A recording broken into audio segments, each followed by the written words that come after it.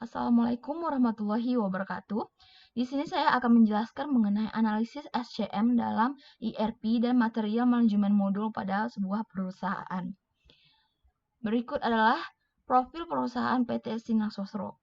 PT Sinar Sosro adalah salah satu perusahaan di Indonesia yang bergerak di bidang agribisnis. PT Sinar Sosro berdiri pada tahun 1974. PT Sinar Sosro merupakan perusahaan minuman teh siap minum dalam kemasan botol yang pertama di Indonesia dan di dunia. Berikut adalah penerapan sistem ERP pada PT Sinar Sosro. PT Sinar Sosro menggunakan SAP sebagai ERP programnya yang sudah teruji oleh perusahaan-perusahaan dunia dalam menjalankan bisnisnya. Berikut ini adalah ruang lingkup sistem ERP pada SAP.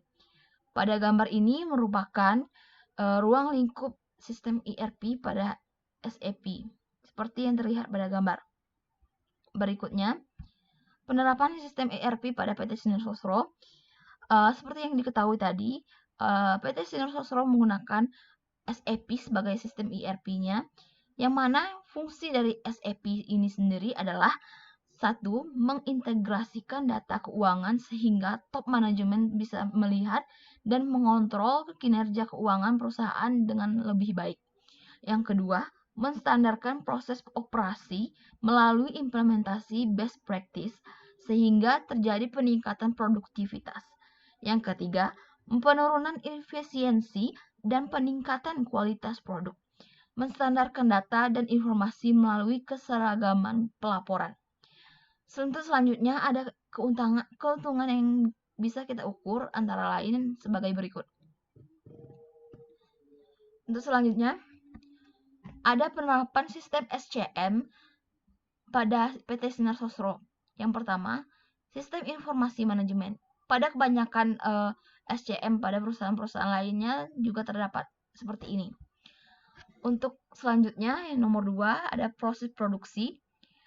Proses produksi setiap perusahaan itu berbeda-beda tergantung dengan apa yang mereka buat atau mereka produksi. Pada PT Sinar Sosro memproduksi teh, tentu prosesnya ada antara lain, satu, proses pengolahan air, yang kedua, proses pembuatan teh cair manis, yang ketiga, proses yang terakhir, yang ketiga, proses pembotolan. Di mana proses pembotolan ini juga terdapat kegiatan-kegiatan. Yang pertama, proses pembotolan, yang kedua, penyimpanan dan masa inkubasi.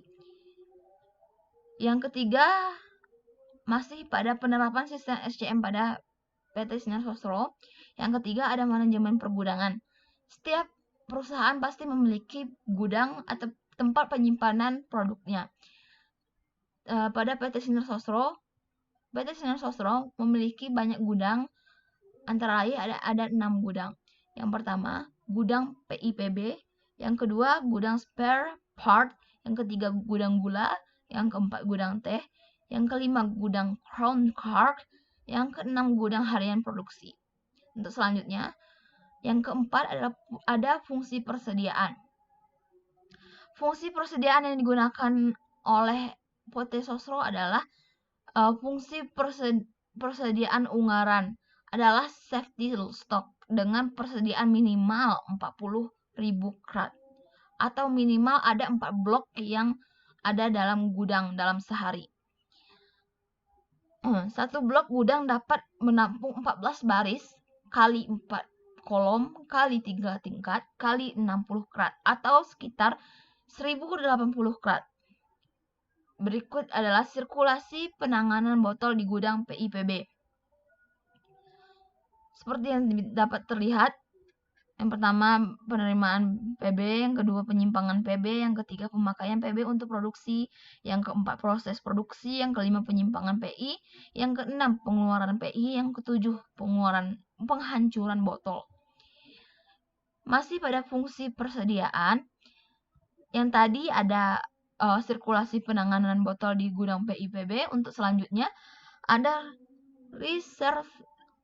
reverse logistic function. Reverse logistik merupakan aliran balik material, komponen, dan produk menuju ke bagian hulu rantai pasokan. Kalau untuk reverse logistik sebagai aktivitas untuk merencanakan, mengaplikasikan, dan mengendalikan proses agar tercapai efisiensi terkait dengan arus material, persediaan, produk jadi, dan informasi terkait dari konsumen kembali ke manufaktur dengan tujuan untuk mendapatkan kembali nilai ekonomis produk atau untuk melakukan proses pembuangan yang tepat. Untuk selanjutnya ada analisis SCM dalam sistem ERP perusahaan Sinar Sosro. PT Sinar Sosro, seperti yang diketahui tadi, PT Sinar Sosro menggunakan SAP sebagai ERP programnya. Sistem ini mampu menangani proses manufaktur, logistik, distribusi persediaan inventory, pengelapan invoice, dan akuntansi perusahaan. Sistem ini mampu membantu mengontrol aktivitas bisnis seperti penjualan, pengiriman produksi, manajemen persediaan, manajemen kualitas, dan sumber daya manusia. Modul-modul yang digunakan dalam SAP adalah Inventory Management, Plant Maintenance, Production, Financial and Accounting, dan yang terakhir Human Resource Management. Atau bisa kita sebut dengan sumber daya manusia. Untuk selanjutnya ada material manajemen modul. Sub MM atau material manajemen adalah modul terpenting dalam sistem SAP. Karena modul ini saling terkait dengan modul SAP lainnya, modul ini dirancang dengan berbagai aspek seperti tahap mengolah bahan baku, merencanakan pengelolaan bahan-bahan dan kontrol, pembelian penerimaan barang, pengelolaan, persediaan, dan yang terakhir adalah invoice verification. Hal penting yang perlu diperhatikan dalam modul MM atau manajemen atau material manajemen adalah 1. Membuat purchase requisition. Yang kedua, membuat purchase order. Yang ketiga, melakukan penerimaan barang. Yang keempat, melakukan verifikasi terhadap tagihan dan supplier. Yang kelima, mengelola inventory. Yang keenam, membuat perencanaan produksi dan order minimal dengan MRP. Sekian yang bisa saya sampaikan untuk penjelasan mengenai sistem SCM dan ERP pada sebuah perusahaan. Apabila terdapat kesalahan kata, saya mohon maaf. Wassalamualaikum warahmatullahi wabarakatuh.